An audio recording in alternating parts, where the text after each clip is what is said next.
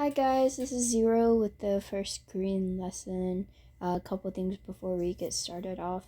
This is mostly just me reteaching this material so I learn this better. I am a Korean adoptee and I'm looking to sort of teach myself Korean, so this is a handy way to keep myself motivated. Some things may not be correct, if so I apologize for any misinformation in advance. But here we are. This first lesson is a brief overview and then going over the alphabet as well as vocabulary and study tips. So first off, we're starting off with a resource overview. I really want to highlight really important ones and just kind of show you where to learn Korean, because I started trying to learn Korean around like third grade, but there wasn't many resources online for it, so I kind of gave up until around seventh grade. And then after that, it was really confusing, and like a lot of the things were you had to pay for them or they weren't structured. So a couple of resources that I have found are Transparent Learning Online, How to Study Korean, King Sejong Institute, and children's shows with Korean dub or sub, preferably both. So the really important thing here, right, is to check your library. I don't know how widespread transparent learning online is in the US for libraries, but that's the one that I am a part of. It's part of my local library system, and they have other languages too, like Japanese, French, Spanish, even like really, really obscure ones. Otherwise, I think it's about $150 a year, which is not too bad because it goes all the way up to like TOPIC level 6 kind of deal. But that's all. I would definitely say to check your local library. Free resource online if you're not in the US or your libraries don't have language subscriptions is How to Study Korean or King Sejong Institute. How to Study Korean has a lot of explanations. It's great. It even has short stories. It's a really good resource, but it can be really overwhelming to figure out your structure in that one. So King Sejong Institute, you have to sign up for it through Neighbor Maps, which can be a little bit overwhelming, but it's extremely helpful in getting you that basis fundamental. We'll talk about that more when I go over like what you should do at the end of this lesson. And then the fourth thing you can do is watch children's shows with Korean dub or sub, preferably both. So a couple of shows that I know off the top of my head are Tayo the Little Bus on Netflix, and then Bluey on YouTube has a Korean channel, which is really nice. So these shows aren't really going to magically give you an understanding, but they are going to bring the language down to words that we might see more in these vocabulary lessons versus K-dramas and other things that may have more complex ideas that won't be translated fully through the English subtitles. Moving on, we're just going to go over a brief review of English. So starting off strong with nouns, which are a person, place, or thing, and can also sometimes refer to an idea. And then an adjective is a noun descriptor, like big, small, or red. Pronoun is a shortcut in a sentence, and it refers to a subject, so you don't have to use their name all the time. So this would be like it, she, they, we, stuff like that. Verb is just an action. A preposition shows relationship between two words in a sentence. So they're connectors and they link parts of sentences or sentences together. Examples of prepositions are in, at, on, to, or with. So I was with the dog, you know. Interjection add emphasis or emotions to a subject, like oh my god, or wow, or ugh. So stuff like that. There's a couple of interjections in here that aren't technically traditionally English interjections, but they still fall under the categories. We also have conjunctions. Those also connect parts of sentences together, but in a different way. I just use one. So conjunctions are like if, but, and. The big differences between preposition and conjunction is that prepositions indicate a location, time, or direction. And then last but not least is an adverb, which is a verb describer or modifier. So beautifully, surprisingly, very excitedly. So stuff like that. So there you have it. Here's some details on some basic Korean grammar here, and it's basically, you notice right off the bat that we have determiners, which are word modifiers that come before a word, and then endings, which are word modifiers that come after, and endings usually change formality or tense. Particles or postpositions, these are short words that follow after a noun that denotes said noun as a subject, and we'll get into that later. And then we have numerals. There are different counting systems in Korea, and there will be a separate lesson on them at some point. I really hope. I'm bad with numbers, so let's hope that we can get there. And then some of the other ones that are from English already that don't change are noun, pronoun, verbs, adverbs, adjectives, and interjections. Okay, so going off into basic Korean grammar, part 2, sentence structure. So sentences, really simple sentences, are made up of subject, objects, and verbs. So subjects is the noun or idea that is performing the action. You can think of this, if you're like a sciencey person, you can think of this as the independent variable. The object is the noun or idea that is receiving the action, and you can think of that as the dependent variable.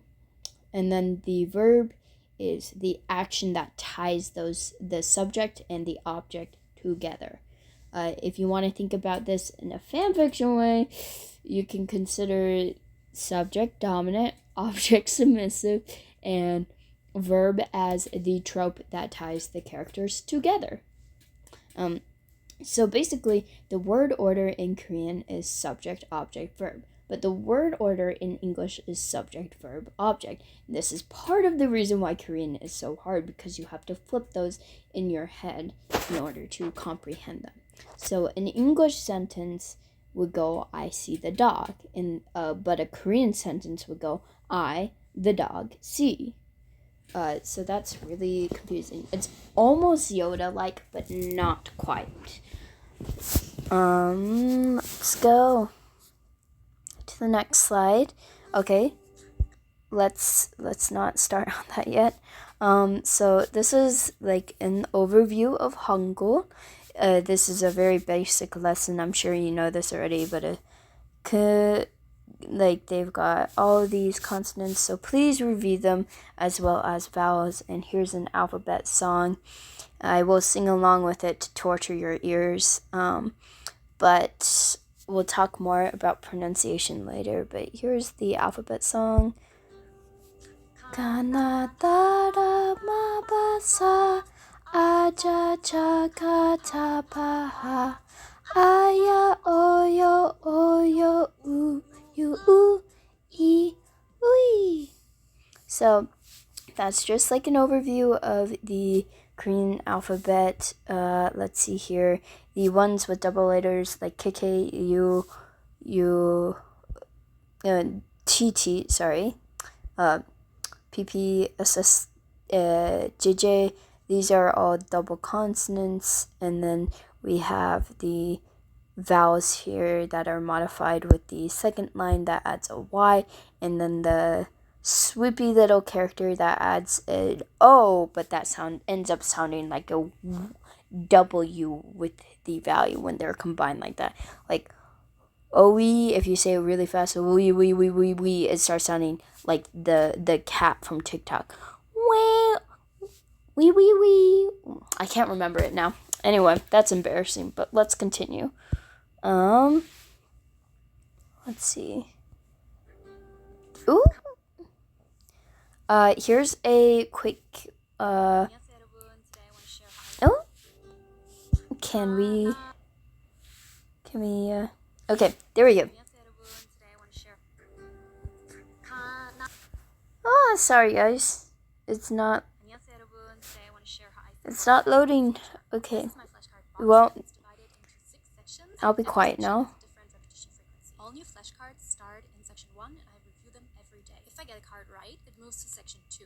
But if I get a card wrong, it stays in section 1 for more practice. After reviewing section 1, I take out the old section 2 cards from yesterday and place the just reviewed cards into section 2. I move on to the cards from section 2 and do the exact same as before. I like to add an extra card to the stack with today's date and the next revision date to know when to review next. Then I place the pack into section 3 and take out the old section 3 cards. I do the same as before with the cards from section 3. Okay, so essentially how she did that was oh my goodness, why won't it, because that one would do that, but do I have to press and hold it? Hang on, let me pause the recording real quick. Okay, let's see. This is my flashcard box and it's divided into 6 sections and every section has a different repetition. There we go. Okay, so essentially, like she said, please review this video by Daogi study in the presentation on Google Classroom. Essentially, there's a repetition rotation. You review them daily. Once you get them 7 times in a row successfully, they can be removed to weekly vocab. And then once you do them 4 weeks in a row successfully, they can be moved to monthly. And then once you do them for 3 months successfully, then they can be moved to every 3 months. Personally, I would keep all vocab in like the every 3 months, unless you're a god at memorization, I guess. But just to keep them fresh. But if you forget a vocab, please put it back into the weekly or daily, depending on your preference, until you are able to remember it again, just so that it's really hammered into your brain. Here is the vocabulary list for the week. It's very varied. So on the next video, it will show you the Korean translation, and that's gonna be me speaking again. So I would say sorry, but you've made it this far of my voice. So let's go.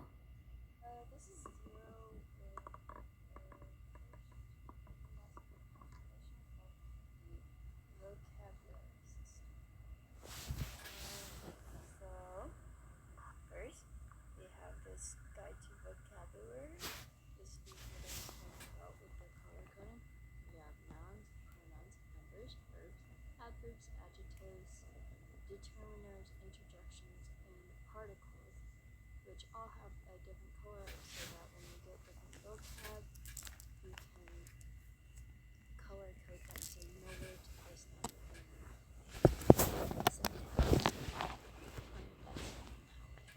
So, for example, we have hangul, which is Korea.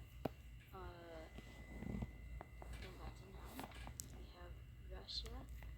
Sorry for my pronunciation, by the way. I'm not very good at pronouncing Korean, as also I know. This is Mikuk, which is America or United States. I think it's America on the presentation for the United States in my book, but don't worry too much. Vietnam, which is Vietnam. Mexico, which is Mexico. Took me forever to pronounce that one properly. I don't know if I'm gonna pronounce this one correctly. This is Jungkook, which is China. This is Sungseung-nun, which is teacher. This is Hakseng, which is student. This is Nada, which is country or like world, I think. You know, they do the signs like that. This is Sadam, which is person. It's also a noun. This is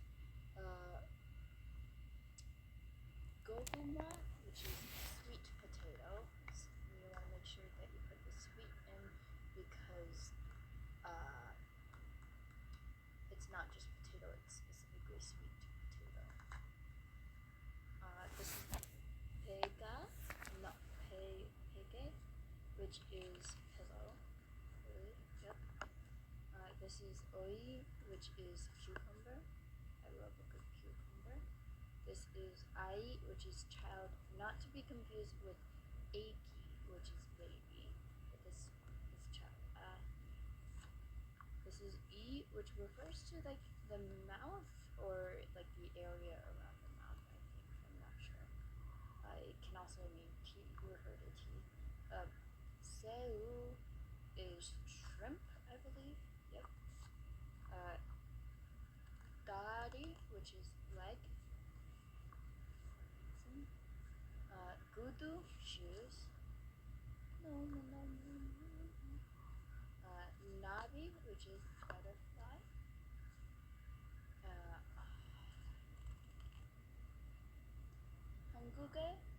Hangugo, which is Korean language. Hangugo. Kamsamnida, which is thank you. You know that one, guys. Beji, which is pants. Amio, which is no, but perhaps. Ne is yes, but polite. It's technically not an interjection. It's more of an affirmation, but for like the purposes of sorting our vocabulary, it's gonna be an interjection. You can fix it if not.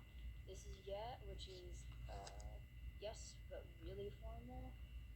It's also technically not an interjection, but you can remember that this is super formal because in the historical K-dramas they always go, yeah, your majesty. So there you have it. This is Gasu, which is singer. Who's your favorite singer? Gasu. Moja.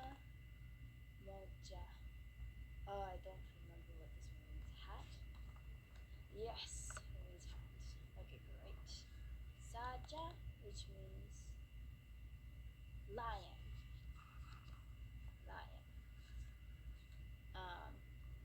Annyeonghaseyo, which means hello, which is the formal version of it. Annyeonghasenika, which is hello, but like extremely formal, like I'm wishing you all the health. Hello, I guess. This is annyeong, which is hello, but very informal. So I hope that explained the vocabulary color code well. Let's see. So for actually, I'm only gonna do a couple of these for you showing. I know that I put up a video about the vocabulary study from Taugi study. And so I'm gonna show how that looks like in person. So you're like annyeong. Oh, that means hello or hi, but very informal. Then you got it, so you put that down, and then you say annyeonghaseyo, which is hello, super formal, and you're gonna put that down, and then you have hello, formal, and like once you get these, then you wake up, it's a new day, you go annyeonghaseyo, blah blah blah. I know what that means. I know what that means. I know what that means. And then the next day, you know what that means, you know what that means, you know what that means, and then you're done studying these until the next week. And then you pull them out, and once you get them for the week, then you're done studying them. And if you do that 4 times 2, 3, 4, if you do that 4 times, then you only have to review them every 3 months. I hope that helped everyone. Have a good day. Bye bye. Bye bye. So yeah, I think that color coding is a really great system, especially when you get into finer details and you start wanting to highlight or mark things in a book that would help you pinpoint the sentence structure and how it flows more. Moving on, we're in the last stretch, guys. So helpful reviews are here. So Latte ASMR has a great Korean lesson about the hangul. She really helps with the sound in Korean, the straight line sound. She explains it really well, so I recommend that one. She's really good at ASMR though, so you might fall asleep if you are the type of person who falls asleep to ASMR. Again, we have transparent language learning. I would recommend lessons Korean Preview It, Korean Language Fundamentals, and then the Korean alphabet lessons 1 through 4. They also have like a preview of the Korean alphabet, a review, and then an assessment. And then you have the King Sejong Institute Introduction to Korea lesson, and so it's gonna be there on the site. You're gonna want to watch the OT or the intro. Please watch video 5 very carefully. They go into like the actual shape of the mouth and the tongue position when you are saying your words, and I find that to be extremely helpful when you're formatting sounds in your mouth. And then you want to do the basic vowels, basic consonants, and then the overview as well. And then for homework, I would recommend reviewing your vocab words at least once, quizzing yourself on your grammar, like subject, object, verb, and then like what is an interjection, what is a determiner, what is a particle, stuff like that. And then quiz yourself on hangul at least twice. And I really recommend not using romanized versions of hangul in any of your flashcards when you study your vocab or your hangul, because you really want to disassociate yourself from the Roman alphabet or the English alphabet, because it's not a true approximator of how Korean is pronounced. And then also, if you're my friend, you better complete the assignments I made in Google Classroom. I broke my bones and my poor little brain trying to figure out how to line them up all chronologically. So let's get to it. The frog wishes you good luck. The branch is there to beat you up if you don't do your homework. Everyone, have a good day, and I hope I see you again. Bye bye.